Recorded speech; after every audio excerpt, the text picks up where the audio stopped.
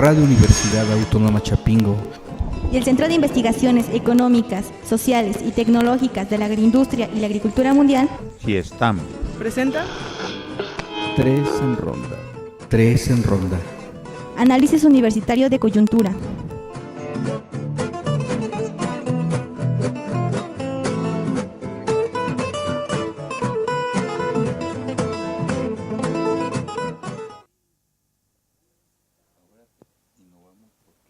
Buenas tardes, amigos radioescuchas, bienvenidos una vez más a la frecuencia del 1610 de amplitud modulada Radio Universidad Autónoma Chapingo. Bienvenidos a este 28 de agosto de 2018 y por supuesto a su programa Tres en Ronda, Análisis Universitario de Coyuntura, un programa del Centro de Investigaciones Sociales Económicas, del Centro de Investigaciones Económicas, Sociales y Tecnológicas de la Agroindustria y la Agricultura Mundial, CIESTAM. Bienvenidos pues a esta actividad que semana con semana estamos realizando en este plano de la comunicación y sobre todo a partir de hace prácticamente 4 sesiones de la comunicación científica que se realiza dentro de la Universidad Autónoma Chapingo. Como ustedes ya lo saben y lo hemos comentado, Cada semana estamos entrevistando investigadores, profesores de esta universidad, dando a conocer su trabajo, su trayectoria y por supuesto lo que implica la responsabilidad, digámoslo así, tanto social como ética como profesional de estar y pertenecer al Sistema Nacional de Investigadores. En esta ocasión tenemos con nosotros ya aquí en cabina y ya aquí a nuestro lado, incluso acompañándonos en la mesa, a la doctora Consuelo Silvia Olivia Lobato Calleros, con la cual estaremos charlando un poquito más adelante. Mientras tanto, por supuesto, agradecer la presencia de todos ustedes que nos escuchan en la frecuencia del 1610 y aquellos que ya nos pueden visualizar en la página de YouTube de la UPD Visión, así, UPD Visión. Usted puede conectarlo y inmediatamente ahí va a haber un link que dice transmitiendo en vivo y ahí nos puede usted sintonizar. Entonces, bueno, para aquellos que nos están sintonizando vía la frecuencia radiofónica, muchas gracias por estar con nosotros. Los que nos están viendo por video, pues también muchas gracias por estar con nosotros. Y agradecer el apoyo, como siempre, de nuestras compañeras ahí en los controles, Angie Alba y Pau Dávila. Muchas gracias por ayudarnos a que nuestra voz salga en la magia de las ondas hertzianas. Y allá atrás, en la de cabina, están nuestros amigos de la unidad de producción digital del CIESTAM, quienes son los que nos permiten salir en forma de imagen. Agradecer a Guadalupe Betancourt, a Alfredo González y por supuesto a todo el equipo de compañeros que están ahí atentos a todos los detalles de esta transmisión. También agradecer la presencia, como siempre, como todas las semanas, de Jorge Ocampo. Bienvenido, Jorge. Muy buenas tardes, amable auditorio, con el gran gusto, como siempre, de estar nuevamente con ustedes. Una de las cuestiones que llama la atención en este periodo es, sin duda, la aparición de la luna llena el sábado y el domingo. Y ustedes han de haber visto una luna esplendorosa porque aquí en la región de Texcoco por lo menos se abrió el cielo, se quitaron un ratito las nubes y apareció un espectáculo que no deja de sorprendernos a pesar de ser cíclico y recurrente, pero no deja de sorprendernos por su belleza, por su magnificencia y por ese encuentro a que nos obliga con la mística, con la magia, con la naturaleza toda. Es la luna llena, seguimos en luna llena el día de hoy, seguramente hasta mañana, tal vez pasado mañana estemos en luna llena y pasamos inmediatamente al cuarto menguante. Vamos a seguir con el ciclo de lluvias, este ciclo de lluvias tan hermoso que nos ha tocado. Para muchos es una cosa incorrecta, una cosa molesta, pero cuando estamos vinculados a la actividad agrícola, sin lugar a dudas, el que llueva es una bendición. Por supuesto. Por supuesto. Bueno, pues muchas gracias a todos, y ahora sí, ¿qué les parece si presentamos rápidamente lo que vamos a tratar el día de hoy? La primera parte la estaremos dedicando, como ya lo hemos hecho en programas anteriores, a los problemas de la investigación en México y obviamente lo que implica la investigación en esta Universidad Autónoma Chapingo, y en la segunda parte de esta entrevista platicaremos con la doctora Consuelo Lobato, que ya se encuentra con nosotros. ¿Sí? Bueno, pues entonces, ahora sí, vámonos a nuestra primera sección, Portafolios con Jorge Ocampo.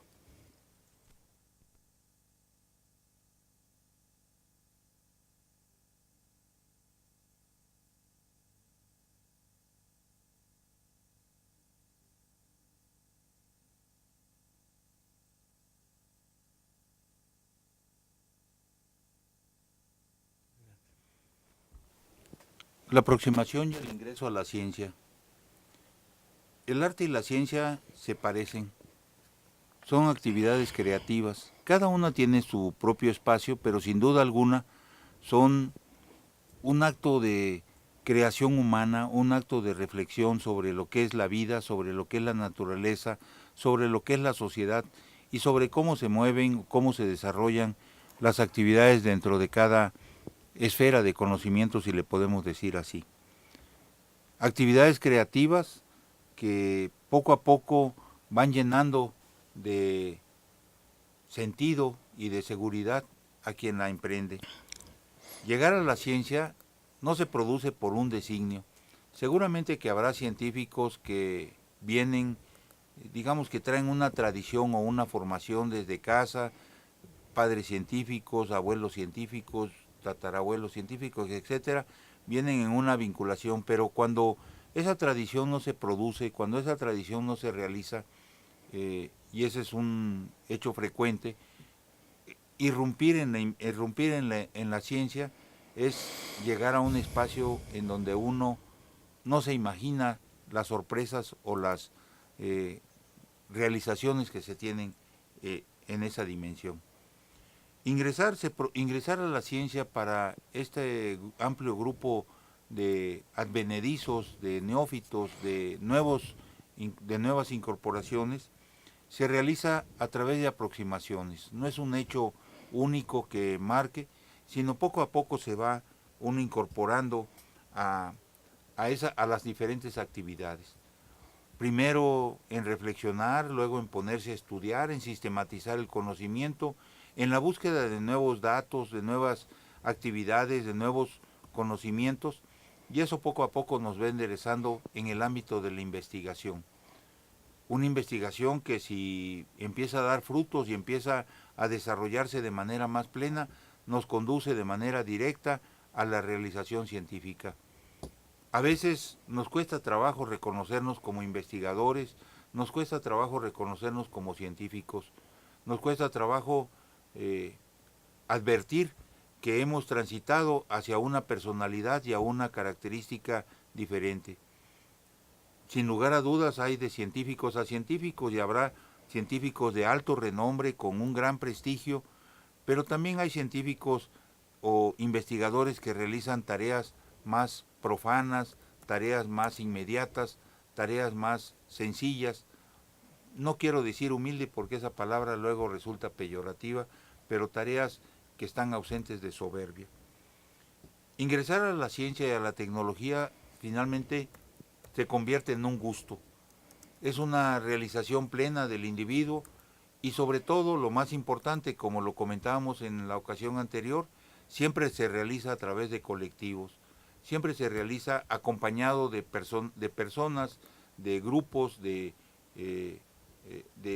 actividades en las cuales uno es formado, uno intercambia con sus pares y uno forma a los nuevos investigadores en esa secuencia de enseñanza-aprendizaje. Hay dificultades cuando uno emprende la tarea de investigación, sin lugar a dudas. Tareas desde disparidades o diferencias dentro de los propios grupos humanos con los que uno interacciona, dificultades con las instituciones que no se ajustan necesariamente dentro de sus procesos burocráticos a los ritmos y necesidades del investigador o de la investigación, más en nuestro caso agrícola, por ejemplo, donde los ritmos de nuestros trabajos de investigación están marcados por los ciclos naturales. Esos ciclos naturales no dependen de las voluntades institucionales. Las instituciones se tienen que plegar a esos ciclos porque los ciclos es imposible que se plieguen a las condiciones institucionales. Adicionalmente a ello, bueno, pues viene el gran problema de los presupuestos. Finalmente, para poder desarrollar los trabajos de investigación se requieren espacios, se requieren lugares, laboratorios, áreas experimentales, transportes, comunicaciones, relaciones con gentes, publicaciones, acceso a diferentes escritos y a relaciones con amplios espacios de investigadores e instituciones, y esas dificultades poco a poco, si uno no les presta la suficiente atención, se convierten en limitantes, en estorbos, en procesos que entorpecen la actividad creativa y al final de cuentas inclusive pueden llegar a disuadir a más de uno para continuar en el trabajo de la investigación. Sin duda, el investigador, el científico, es una personalidad no solamente creativa, sino tesonera. Se dedica, persevera, es derrotado, tiene dificultades, pero nuevamente se levanta, nuevamente busca las formas, da los rodeos, llega a los acuerdos y empieza a desarrollar resultados. Y esa parte es la parte de realización en donde el investigador puede empezar a señalar que ha completado un ciclo de trabajo y un ciclo de construcción de su personalidad.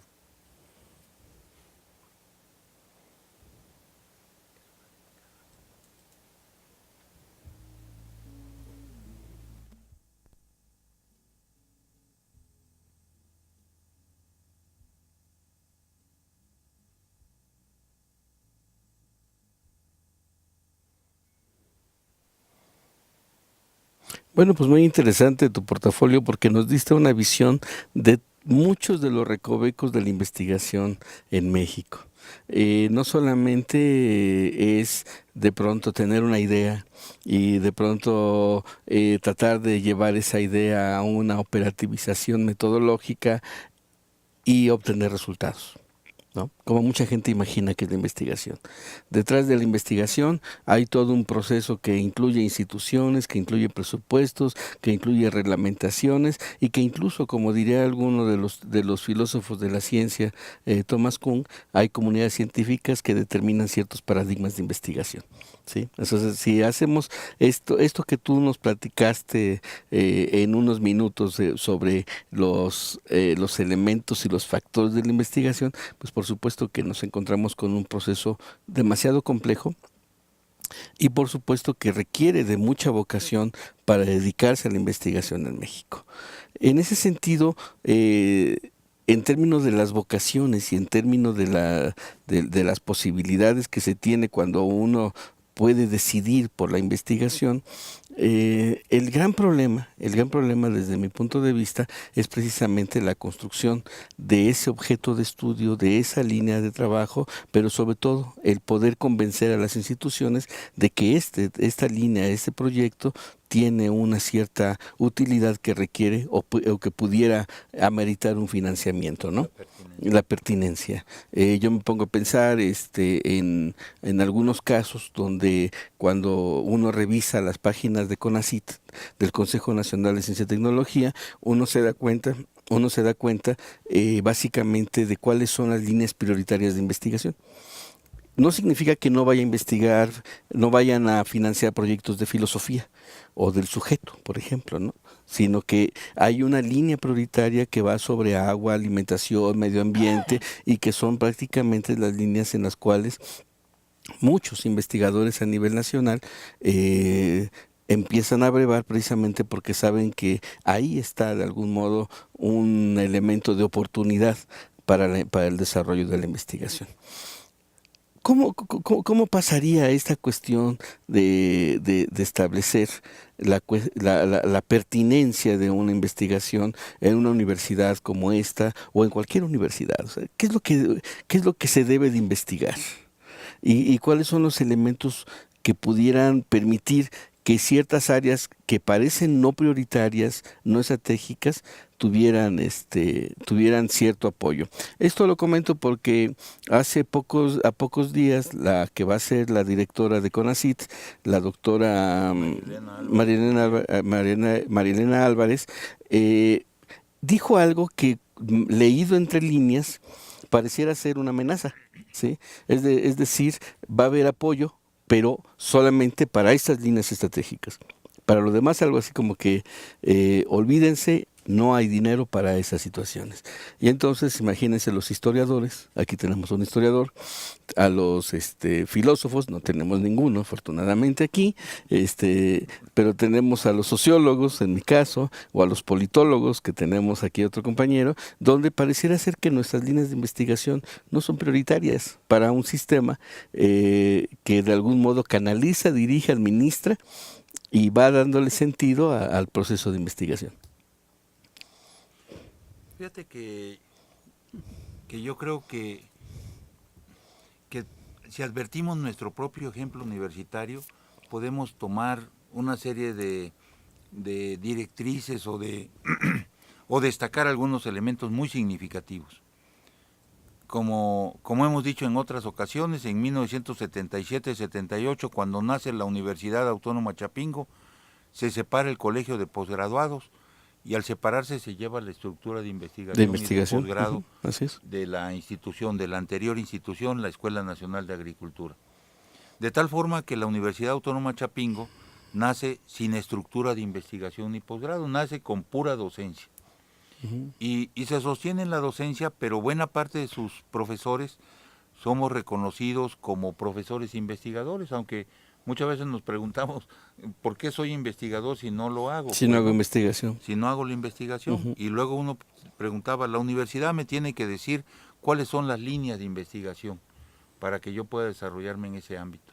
Y resulta que la universidad como institución, como ese ente capaz de orientar, pues ese ente no existe, ¿no? Al final de cuentas se integra o se reduce, o no quiero decir se reduce porque es una visión limitante, pero se identifica a través de sus actores. Quiere decir que entonces la universidad somos nosotros, quienes vamos a decidir qué investigar y cómo, somos nosotros acuerpándonos en espacios de colegios, de áreas, de programas, en fin, ¿no? De una serie de colectivos que nos den vida institucional.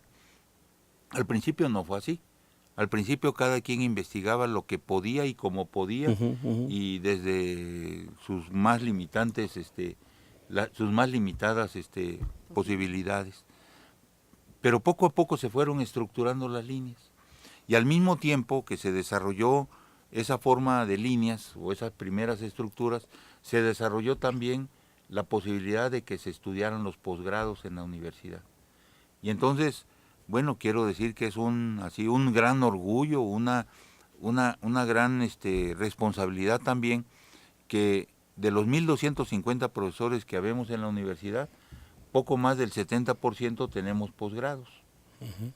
Y el hecho de que la universidad haya invertido en un gran esfuerzo por formar sus posgrados, construyó al mismo tiempo que el posgrado reconstruyó la estructura de investigación.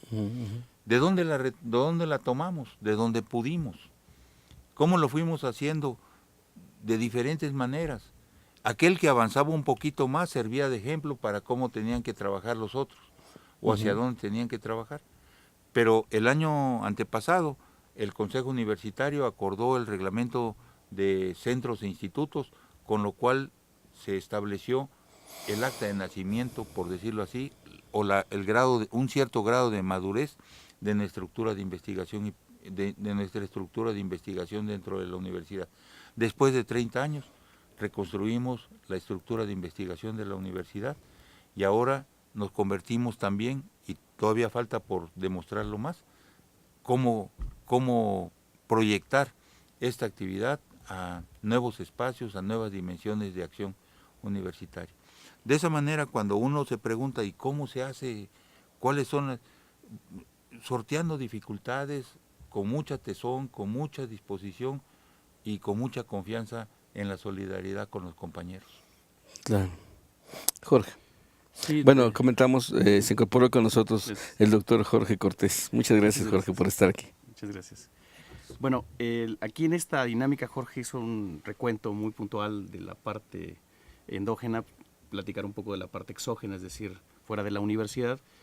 Ya de entrada, mucha gente asume que entrar a la dinámica de CONACYT y luego lo del SNI es sobremanera complicado, pero si con esta atenuante con la que estás planteando, que dice la posibilidad de la nueva directora, ahorita porque está Enrique Cabrero Mendoza, ¿no?, que tiene una lógica diferente, la estructura, inclusive su formación es más de corte politológico, más en una visión inclusive especialista en gestión pública y cosas como estas, y que a final de cuentas ha llevado al CONACYT a una apertura, porque sí lo vi que dijeron un proceso de aperturas, aunque hay gente que dice que no, me parece que aperturó muchas cosas, becas que yo no me imaginé que pudiesen ser posibles, ¿no?, becas a jóvenes investigadoras, a jóvenes investigadores, a mujeres, incrementó esa parte, esa posibilidad. Entonces no sé si la doctora en este momento vaya a generar una situación como de eliminar ese tipo de posibilidades, pero considero que no creo que vaya a generar una situación de aminorarlas, creo. Lo que sí es posible es que quizá, escuché un poco en radio lo que estaba comentando Jorge, dice Pablo González Casanova que hay un texto denomina la falacia de la investigación en las ciencias sociales. Él asume que hay mucho charlatán dentro de estas lógicas, no solo de las ciencias sociales, también dentro de las otras áreas, ¿no? Plagios, etcétera, muchas cosas. Pero sí creo que va a imperar la parte de ser mucho más riguroso con la posibilidad de las entradas también. Claro. Los que ya tuvimos la posibilidad de entrar o que estamos en este proceso de quedarnos ahí, o los que pretenden entrar, pareciera ser que ya pudiésemos pensar que iba a ser más fácil ahora, sin embargo pareciera ser que bajo esta lógica, que es lo que está tratando de plantear, la rigurosidad que va a implicar, bajo líneas que ya están estipuladas, ¿no? Es decir, pareciera ser que dentro de lo que nosotros investigamos, Jorge lo planteó muy bien hace un rato en términos internos, de pronto algunos de nosotros tratamos de visualizar cómo demonios abordar algunos tópicos que a nosotros nos gustan, ¿no? Desde dónde los abordamos. Y recuerdo que teníamos discusiones con algunos colegas de por qué estás analizando esto que parece tan simple, parece tan ramplón y no tiene mucho sentido. Sin embargo, creo que cada uno de nosotros, dentro de la experiencia en la investigación, ha procurado ir galopando poco a poco y en ocasiones caemos de manera radical en el proceso, pero a lo mejor en esta relación de conjuntos, de grupos, lo que se está pidiendo mucho ahora con CONACYT es la idea de generar estos convenios, estos acuerdos, estas relaciones con otros investigadores. La formación de redes, espacios, ¿no? La conformación de redes, que me parece que sería la parte mucho más afortunada en ese plano. Es decir, si a lo mejor tu proyecto de investigación, lo que tú estás investigando, pues parece no tan afortunado, según la dinámica, pues puedes incorporarte a proyectos que sí lo tengan, a cuerpos, a redes que sí estén estructurando eso y desde ahí trabajar, que es lo que la mayoría de la gente hace, ¿no? En general. Claro. Bueno, pues lo interesante de todo el asunto, de esto que hemos estado discutiendo, es que tenemos una invitada que tiene una muy larga trayectoria como investigadora, pero además como miembro del Sistema Nacional de Investigadores. Larga trayectoria no me estoy refiriendo a cuestiones de edad, me estoy refiriendo porque ella es muy joven, sí, pero estoy hablando en términos de lo que implica sumarse a todo lo que los estándares, los requerimientos de un sistema tan burocrático como es el CONACYT y tan rígido como es el Sistema Nacional de Investigadores. Bueno, pues le damos la más cordial bienvenida a la doctora Consuelo Silvia Olivia Lobato Calleros. Bienvenida, doctora. Muchas gracias por la invitación. Para muchos de nosotros es chévere. Sí, pero estamos en la formalidad del medio. Por supuesto que sí tenemos una muy buena relación de amistad con la maestra Consuelo. Y bueno, yo siempre te he dicho Consuelo, o sea, ¿no? Tienes para escoger. Ok, 3 nombres, Consuelo, Silvia, Olivia, ¿no? No, está bien, Consuelo, yo siempre te he conocido así. pero es la cuestión del trabajo cotidiano, ¿no? Lo que nos hace este acercamiento, pero ya en términos formales e institucionales, la doctora Consuelo pues tiene una trayectoria muy, muy interesante. Me voy a permitir hacer una lectura de una semblanza acerca de esta trayectoria. Y entonces después de esta empezamos con la charla con usted. Bueno, la doctora Lobato, Consuelo Silvia Olivia Lobato Calleros, ha formado y participado en grupos de investigación integrados por investigadores y estudiantes de posgrado de distintas instituciones que han trabajado en forma continua durante los últimos 20 años en la línea de investigación propiedades fisicoquímicas de sistemas dispersos alimenticios. Los resultados de los proyectos de investigación desarrollados han sido plasmados en más de 50 artículos científicos publicados en revistas internacionales y nacionales indizadas. La doctora Lobato ha participado activamente en la conformación y consolidación del programa de posgrado en Ciencia y Tecnología Agroalimentaria y del Instituto de Alimentos de la Universidad Autónoma Chapingo. Es integrante del núcleo académico básico de la maestría en Ciencias y Tecnología Agroalimentaria y del doctorado en Ciencias Agroalimentarias. También participó en la formación del Instituto de Alimentos, en el que participa en la formulación de proyectos de investigación y en la evaluación de proyectos propuestos por otros investigadores. Asimismo, participa como codirectora de tesis de estudiantes de doctorado en biotecnología de la Universidad Autónoma Metropolitana, Unidad Iztapalapa. La investigadora ha mostrado una labor continua en la formación de recursos humanos a través de la dirección de tesis de 54 estudiantes de distintos grados académicos, 24 de licenciatura, 22 de maestría y 8 de doctorado. Recibió mención honorífica en la obtención de los grados de licenciatura en Química y maestría en Ciencia y Tecnología Agroalimentaria y medalla al mérito universitario por estudios de doctorado en Ciencias Biológicas. Funge como árbitro de artículos científicos para revistas nacionales indizadas e internacionales de alto impacto. Es miembro del jurado calificador del Premio Nacional en Ciencia y Tecnología de Alimentos, Coca-Cola, CONACYT. Funge como evaluadora internacional del Sistema Nacional de Investigadores, SNI, y del programa de fortalecimiento a los posgrados nacionales de Panamá. También ha colaborado como evaluadora internacional de proyectos de investigación con el Departamento Nacional de Ciencia, Tecnología e Innovación de Colombia. Pertenece al Sistema Nacional de Investigadores, recientemente elevada al nivel 3 de este sistema de investigadores. No es para menos, no es para menos. Y además es esposa y mamá.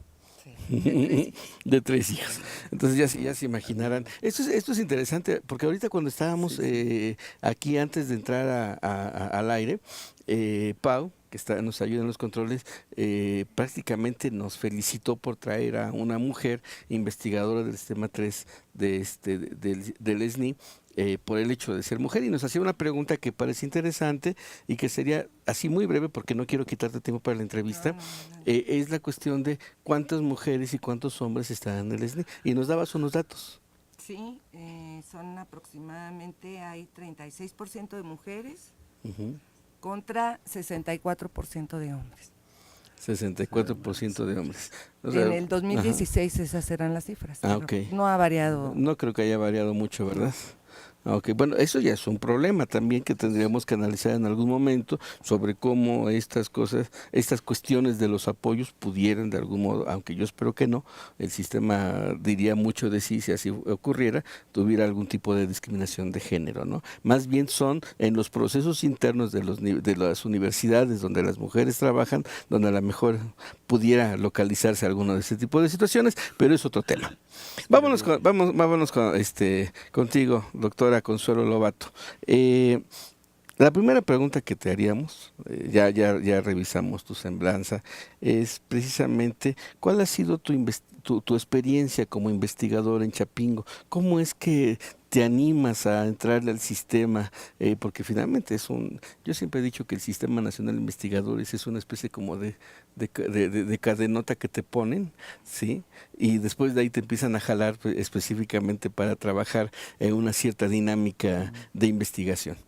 Pero meterse en esta lógica, ¿cómo? ¿Por qué Consuelo? Bueno, yo entro aquí a la universidad recién desempacada de la licenciatura en química, ni siquiera había realizado mi tesis para obtener el grado. Entonces empiezo mi tesis ya trabajando aquí en un laboratorio del Colegio de Posgraduados y hago con la doctora Ortega y bueno, me recibo con la tesis. Pero yo sí he tenido siempre la inquietud por investigar, como dice Jorge, o sea, es una vocación, uno tiene cierto interés por aprender cosas y me llamó, yo creo que por estar aquí en Chapingo, bueno, mi licenciatura es en química, pura y aplicada yo les digo, y me llamó la cuestión de alimentos y empiezo yo a dirigirme hacia el área del conocimiento de los alimentos y curso una maestría en ciencia y tecnología de alimentos. En aquel entonces, como yo la cursé en una universidad privada, CONACYT no me becó, Chapingo no nos autorizaba permisos para estudiar, ahora ya que bueno que se dé autorización para permisos de superación, entonces yo pedí un año sabático, me esperé a cumplir los 6 años y el otro año pues trabajando y estudiando, o sea, iba en las tardes a la maestría y en las mañanas aquí daba clases. Después, bueno, el que fue mi director de tesis de la maestría me invitó a hacer el doctorado, pero pasaron otros tantos años donde ya nacieron mis 2 primeros hijos, etcétera, ¿no? Y cuando nace el tercero, el Benjamín, bueno, ingreso yo a estudiar el doctorado. Pero ya para la tesis de maestría, pues empiezo a realizar investigación y continuamos haciendo investigación, mi esposo y yo. Empezamos a hacer la investigación aquí alrededor de 1984, como podíamos, como dijo Jorge, buscando la manera, etcétera, ¿no? Y con cierta reticencia de los departamentos, porque nosotros éramos de preparatoria, ¿no? Y entonces empezamos a hacer nosotros la investigación, ingreso al doctorado, y pues un doctorado ya te exige cierta rigurosidad científica, te empiezas a formar más como investigador, tienes que publicar, etcétera, etcétera. Entonces me empiezo a enrolar en esta situación, en tareas más complejas de la investigación, las cuales, claro, me van gustando, me va llamando la atención y como yo les digo, o sea, el ver un artículo publicado de un trabajo que te costó años, que le pusiste mucho empeño y mucha resistencia a la frustración, yo creo que eso faltaría añadir a todas las características que dijo Saúl, mucha resistencia a la frustración. Cuando ves un artículo publicado de algo que tú hiciste, bueno, es como tener otro hijo, ¿no? Dices, ¡ay, qué padre! Porque, como yo les digo a mis estudiantes, o sea, ¿de qué sirve una investigación si se va a quedar en el cajón, si se va a quedar en una biblioteca, que bueno, ya ahora hay bibliotecas digitales, pero que no forma parte del acervo del conocimiento mundial? Que no tiene la difusión para que cualquier persona en otro lugar del mundo tenga acceso a esa información. Entonces, la generación del conocimiento estoy convencida que es indispensable para el bienestar de la población mundial.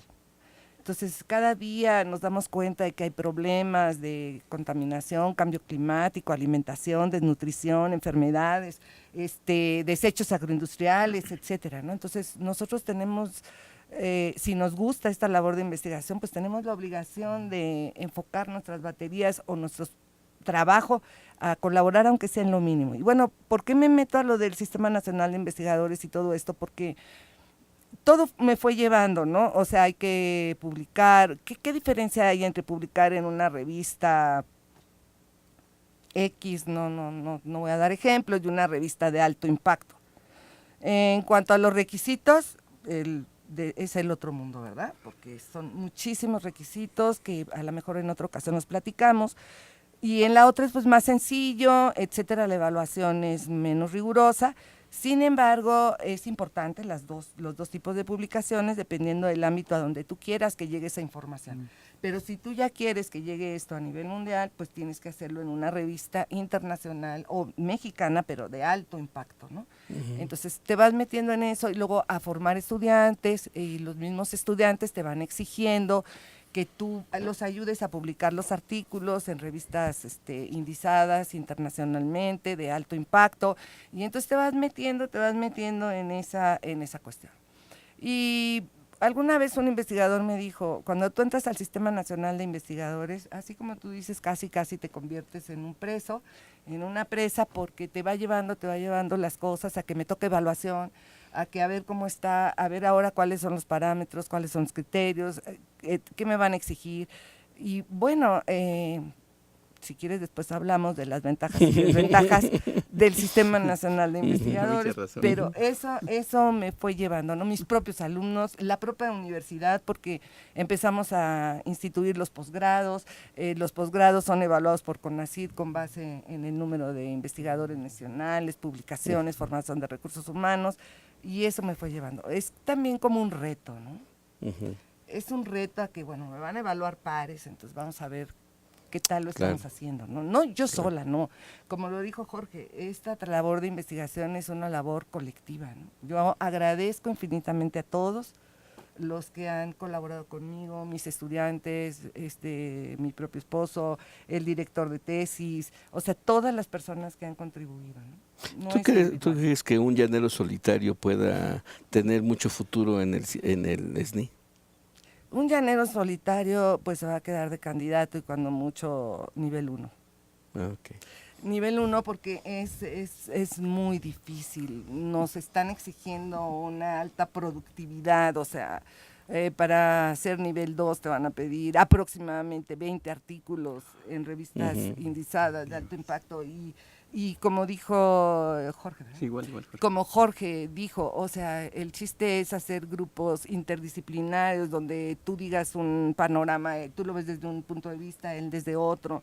Entonces, a veces nos reunimos varios investigadores y discutimos hasta a veces acaloradamente. No, pero que a mí no le doy esa explicación. Y después bueno, publican, ¿no? Okay. Es difícil, Sí, lo me puede imagino. lograr, pero es muy difícil actuar como llanero solitario. Sí, esa última pregunta realmente tiene jiribilla. Jorge Ocampo. por supuesto. Jorge Ocampo. No, a mí me da la impresión de que cuando estamos trabajando, o sea, viendo tu ejemplo, Sí. quiero decir que buena parte del escrito es sobre o sea, lo que tú nos has enseñado, Consuelo. Y yo sé que tú dices, no, pues somos amigos, etcétera, no, o sea, nos conocemos de un buen tiempo, pero uno advierte esos ejemplos o esas formas de trato o de trabajo que se tienen y uno toma como referentes y uno dice, esos son nuestros orgullos, pues, ¿no? Cuando tú emprendes esta tarea de investigación y te empiezas a ligar, tienes una serie de dificultades, pero también tienes una serie de, ¿cómo digámoslo así? Satisfacciones. ¿Cuáles serían tus satisfacciones más importantes? Pues entre mis satisfacciones más importantes ha sido convivir con mis alumnos. Ha sido maravilloso. Realmente me han tocado excelentes estudiantes y han sido muy solidarios, hemos sido un grupo solidario, han sido muy solidarios conmigo, incluso hay amistad, nos seguimos viendo, me llaman por teléfono, nos reunimos cada año. La otra cuestión muy satisfactoria es conocer a gente muy interesante, de otras instituciones, de otros campos del conocimiento y aprender de ellos. Otra cuestión fue pues guías que yo he tenido, investigadores muy reconocidos, muy brillantes, que me han dicho, es que mira, vete por aquí, estás aquí equivocándote, tú debes de, etcétera, etcétera, o genera conocimientos de esta manera y demás, ¿no? Otra satisfacción, pues mis artículos publicados, que realmente... Una vez fui a un congreso, les voy a contar esta anécdota rápidamente. Fui a un congreso a España y invitaron en una conferencia magistral a un ponente que trabajaba sobre uno de mis temas, que es emulsiones múltiples. Y entonces yo dije, ay, pues vamos a ver qué vamos a aprender, ¿no? Bueno, yo estaba inscrita en el congreso, yo fui a presentar un trabajo. Y entonces empezó a exponer su conferencia magistral, ¿no? Y entonces yo empecé a ver las referencias estábamos, y vi Lobato Calleros, o sea, varios artículos, ¿no? ¿En serio? Y entonces, no recuerdo, le dije, oiga, ¿usted ha leído o sabe algo sobre este tema, algo relacionado con estos artículos? Me dijo, sí, precisamente en México hay un grupo importante que está trabajando sobre emulsiones múltiples, que aquí están las referencias. Le digo, pues es que somos nosotros. Ay, me dio tanto gusto, porque como en España, Claro, en un congreso, o sea, estaban refiriéndose a nuestros trabajos. Bueno, derivado de eso, después incluso el posgrado de Ciencia y Tecnología Agroalimentaria hicimos un convenio con ellos, ¿no? Pero eso fue una gran satisfacción, ¿no? El saber que el conocimiento que ha costado tanto trabajo generar, pues se está difundiendo, ¿no? claro. Yo quería preguntarte, perdón, Jorge, yo sé que ahorita vas, pero es que nos vamos faltando las preguntas. Pero exactamente sobre tu línea de trabajo, ¿qué es lo que estás trabajando? Para darlo a conocer, o sea, ¿cuál es tu línea de trabajo y bueno, cuáles han sido tus principales, digamos, hallazgos, ¿no? Bueno, la línea de trabajo es un poco amplia porque hemos estado trabajando en varios aspectos. Uno de ellos que estamos tomando hace relativamente unos pocos años ha sido algunos temas sobre desechos agroindustriales. Okay. La extracción de biopolímeros o de ingredientes bioactivos que son benéficos para la salud, o sea, ese aprovechamiento de esos residuos. Por ejemplo, hemos obtenido pectina de las cáscaras de cacao, que ha tenido excelentes propiedades, o sea, estudiar todo, la caracterización química, propiedades funcionales, aplicación en alimentos, etcétera. También ahorita tengo una alumna que está extrayendo los antioxidantes de la semilla del mango Manila, que no se ha estudiado hasta ahorita, y está obteniendo un extracto que actúa como fungicida en los frutos post cosecha.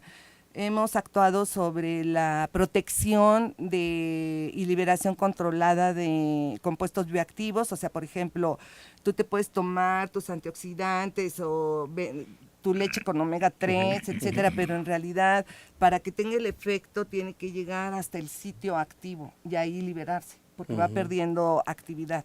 Por ejemplo, los famosos probióticos, hemos trabajado en eso, los hemos encapsulado, los hemos protegido, y que se liberen hasta el intestino, para que ahora sí ahí puedan tener su influencia en la salud, ¿no? Incluso ya se vio que algunos probióticos hasta modulan tu carácter, ¿sabías eso? Hay algunas bacterias que van a ser responsables de tu carácter y pueden contribuir a que te sientas mejor, más relajado, más alegre, etcétera. Necesitamos de esos aquí en eso Radio está, Sería muy bueno para algunos funcionarios de Para la funcionarios tanto de aquí como de la UAM y de muchos otros lugares que conocemos. Entonces hemos hecho emulsiones, cápsulas, microcápsulas. ¿Y dónde se consiguen, perdón? Vamos a trabajar más de lleno con eso. Se aceptan voluntarios para darles para esos pruebas, hermano. A la prueba, conejillos de indias. Sí, sí, sí. Ah, pues está bien. Sí. Yo creo que yo sí podría. Hemos obtenido biopéptidos a partir de proteína de haba, por ejemplo, que pueden actuar como antihipertensivos, bajar niveles de colesterol. O sea, hemos trabajado sobre esa área, desechos agroindustriales, biopolímeros y alimentos funcionales, que son los que contribuyen a tu salud. Qué interesante, ¿no? Pues por eso, imagínense. Y pues es que me quedé sin palabras. Ahora sí pregunta llaman. Sí, no, en realidad es un poco más banal, pero tiene que ver mucho con esta cuestión del nivel, es decir, ya acceder al tercer nivel es porque ya están en otra lógica, ¿no? Algunos asumimos que ya están como en el topos uranos y nosotros estamos ahí en otra línea, en otras lides, pues. Pero eso implica también un trabajo más complicado, pues, entre las relaciones de lo que implica hacer una investigación de esos niveles, pero también la relación con investigadores de esos niveles, pues. Es decir, uno trabaja con filias y con fobias. ¿Qué tan complicado es hacer esto? Si de pronto con los chicos en prepa, en las licenciaturas, en los posgrados, cuando uno pronto decide que trabajan en grupo, en equipo, se convierte en un caos, ya en una situación de gente de esos niveles, ¿cómo se trabaja? Es decir, en mi caso, yo desafortunadamente no la conocía, había escuchado hablar de usted, pero no la conocía en persona, y me habían hablado muy bien, pero en este sentido la sencillez con la que se manifiesta, con la que se maneja, no es tan común encontrarse gente de estos niveles y también trabajar entre ustedes, ¿cuáles son las implicaciones que trae consigo? Y para tener ese tipo de resultados, ¿no? Para que no... Hay algunos que decidirían, por ejemplo, esto es mi investigación, y esos son mis lacayos, puede sonar muy feo, pero suele suceder, y entonces trabajan para la abeja reina, ¿no? El zángano, algunos dirían en otro caso, ¿no? ¿Cómo es el asunto? Pues yo creo que ahí es un punto muy importante el que acabas de mencionar. Y en cuanto a la elección, o que ellos te elijan, ya sea que tú elijas o ellos te elijan, con quién vas a colaborar.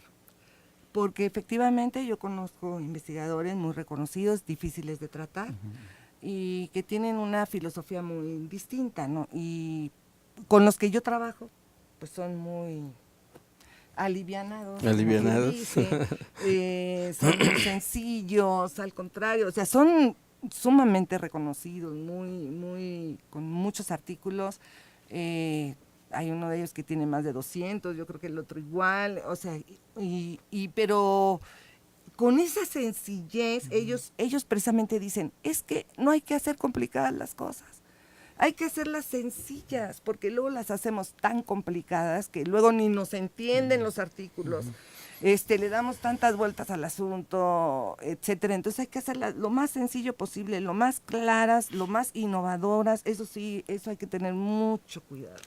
Tiene que ser innovador, tiene que ser original, tiene que contribuir, tiene que ser aplicable para algo, etcétera, ¿no? Y tienes que apurarte porque de repente tú escoges un tema y de repente ves que ya se publicó y tú ya estás terminando el artículo, ¿no? Entonces es una carrera contra el tiempo en cuanto a los temas, ¿no? Y estar haciendo revisión.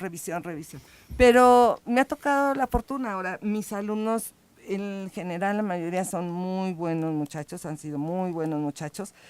Algunas veces pues se batalla en la cuestión experimental, en la redacción de los artículos y demás, pero pues ahí es cuando los que los estamos guiando, sus asesores, pues tenemos que ponernos a escribir, ayudarles, a ver, explícame, a ver, dime qué hiciste, no, esto no da así, vuélvelo a hacer, o a ver, vamos, busca esta información, etcétera, etcétera, ¿no?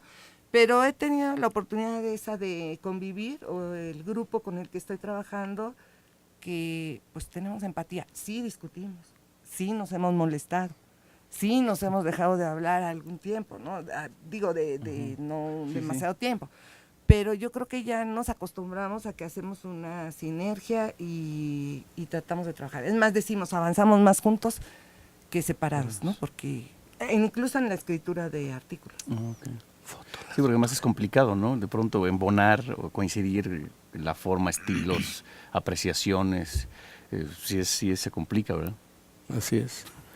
Bueno, sigamos con esta charla porque ya estamos a 10 minutos de terminar y todavía hay algunos puntitos que serían interesantes. Dentro de tu experiencia ya como investigadora a nivel 3, te lo acaban de dar prácticamente, ¿no? A partir de enero. Entonces, ¿cuáles son ahora tus nuevas responsabilidades? Porque tú vienes trabajando sobre una lógica de mucho trabajo, de mucha colaboración. Estás formando redes de trabajo, por lo que hace un momento nos comentabas.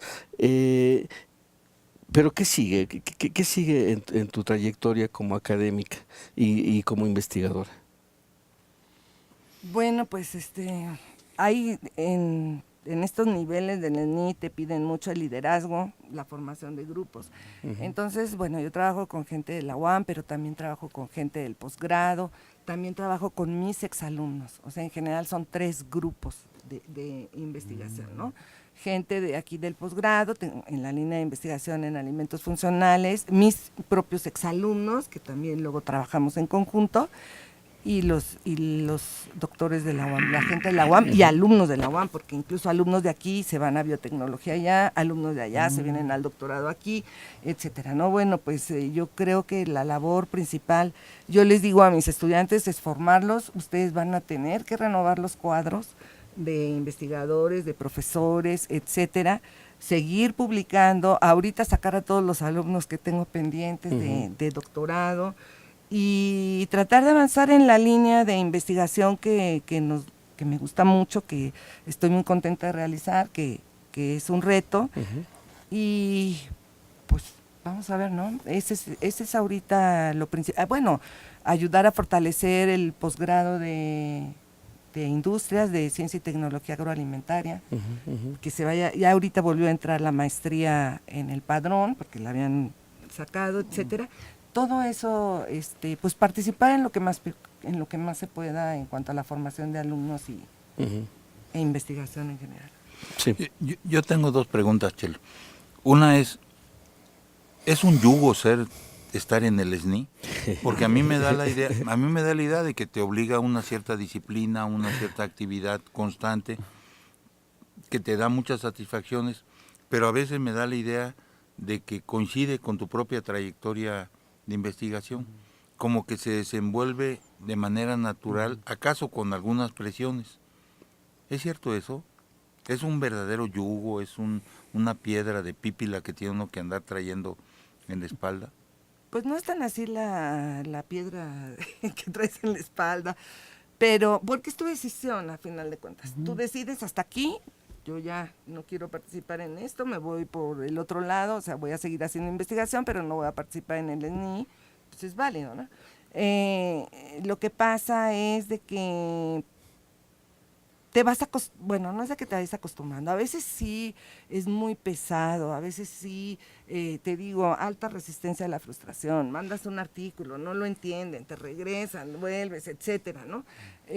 Pero creo que tiene desventajas y desventajas lo del SNI, pero algunas de las ventajas es que sí, forzosamente tienes que tener una disciplina. Tienes que volverte disciplinado y forzosamente tienes que marcar cuáles son los pasos o las actividades a las cuales te tienes que abocar y cómo las tienes que ir abordando. Es decir, se diseña una estrategia de... Tienes que diseñar una estrategia. Yo les digo que yo, por ejemplo, una estrategia que tengo, que me ha funcionado es, a lo mejor, bueno, cuando se requiere lo hago, pero trato de trabajar en periodos, o sea, lunes, martes, miércoles, pero el sábado y el domingo 1 hora, 2 horas, o sea, eso me facilita la labor de la siguiente semana para que no sean jornadas tan exhaustivas durante la semana. Estaba leyendo un artículo que los adultos debemos de trabajar 6 horas al día. No sé ¿Solo si lo 6? leíste. 6 horas al día y tienes un mayor rendimiento. Y yo creo que sí puede tener una cierta lógica, porque después de cierto tiempo, lo que tú avanzas en 2 horas, al otro día lo avanzas en 15 minutos, porque tu mente está fresca, porque tú estás descansado, etcétera, ¿no? Entonces, ese tipo de cosas. La cuestión es de que si tú dejas el SNI, pues entonces tú ya no puedes estar, sí puedes formar estudiantes, pero ya no es tan fácil que un posgrado te dé un tesista de doctorado o un tesista de maestría, porque pues, tienen la obligación de estar publicando artículos, ¿no? Claro. Entonces, por un lado te enseña el SNI, ser mayor rigurosidad científica, mayor disciplina, que cómo debes de publicar, la cultura de la publicación de artículos, ¿no? Que para mí es lo más difícil, ¿eh? Sí, la publicación. Por supuesto. Entonces, es la culminación de todo el trabajo, ¿no?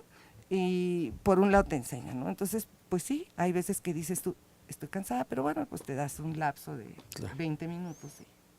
Claro. Tu siguiente pregunta, ¿eran dos?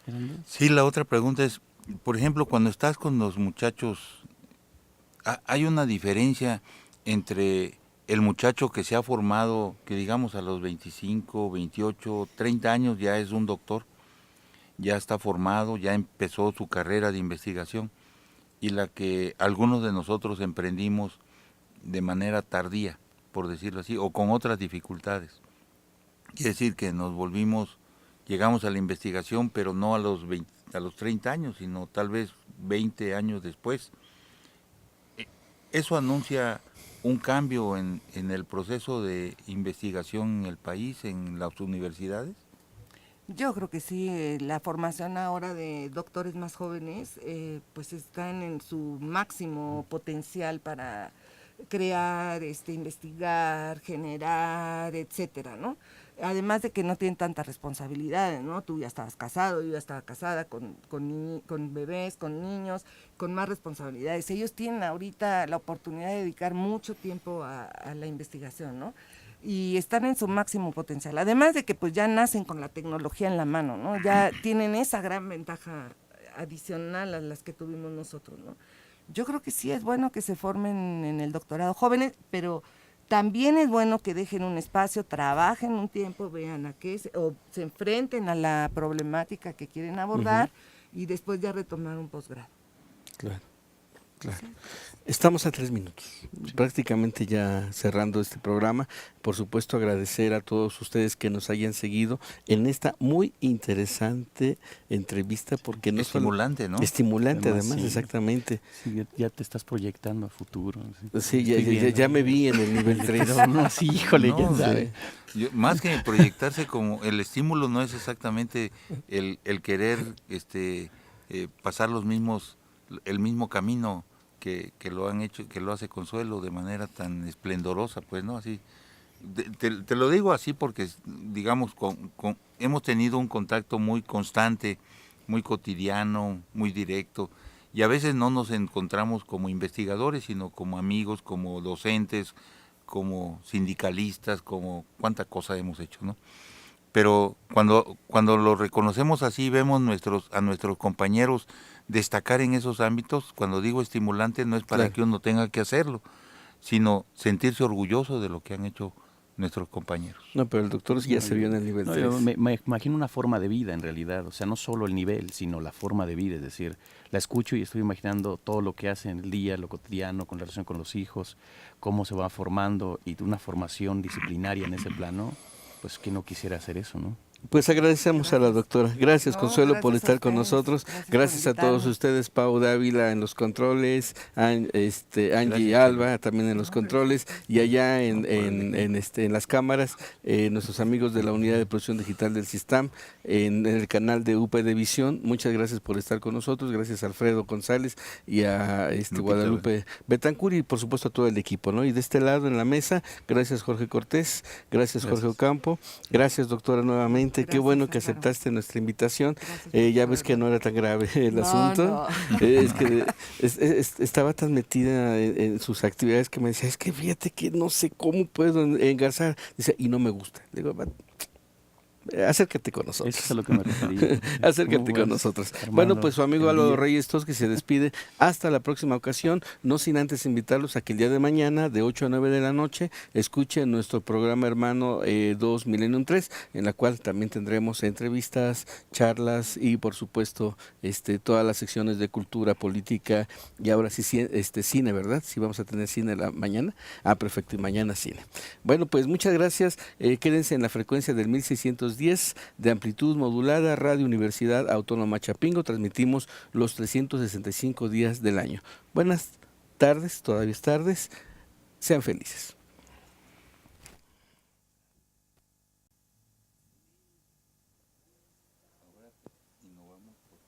Buenas tardes, amigos radioescuchas, bienvenidos una vez más a la frecuencia del 1610 de amplitud modulada, Radio Universidad Autónoma Chapingo. Bienvenidos a este 28...